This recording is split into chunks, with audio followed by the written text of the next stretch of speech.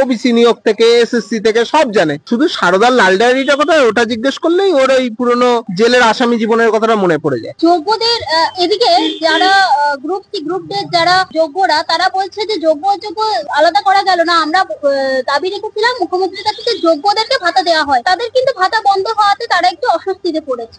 যোগ্য আর অযোগ্য যে আলাদা করা হয়নি তার দায়িত্ব কি কোর্টের? তার দায়িত্ব কি সিবিআই এর? তার দায়িত্ব কি ইডি না রাজ্য সরকারের না এসএসসি? দিনের পর দিন এই ঘটনাটা আজকে থেকে চলছে না। আচ্ছা, ভাতা পেতে পেতে কি মানুষজন ভাতার উপর দুর্বল হয়ে যাচ্ছে? ভাতার উপরেই তো রাজ্যটা চলছে। এই রাজ্যটাই তো ভাতাদের রাজ্য। এই রাজ্যে কিছু আছে? পুজোতে ভাতা, এই রাজ্যের ক্লাবে ভাতা, এই রাজ্যের বুদ্ধিজীবীদের ভাতা, সব জায়গায় ভাতা। এই ভাতার উপরেই চলছে। পশ্চিমবঙ্গের মানুষকে, যে পশ্চিমবঙ্গ এক সময় ছিল শিক্ষা শিল্পের একটা মানে সারা দেশে 1 নম্বর, এবং যে বাঙালির মেরুদণ্ড সারা বিশ্বের মধ্যে ভারতবাসী গর্ববোধ করতো, সেই বাঙালিকে আজকে ভাতাজীবীতে পরিণত করেছে। তাই জন্য আজকে এই পরিস্থিতি।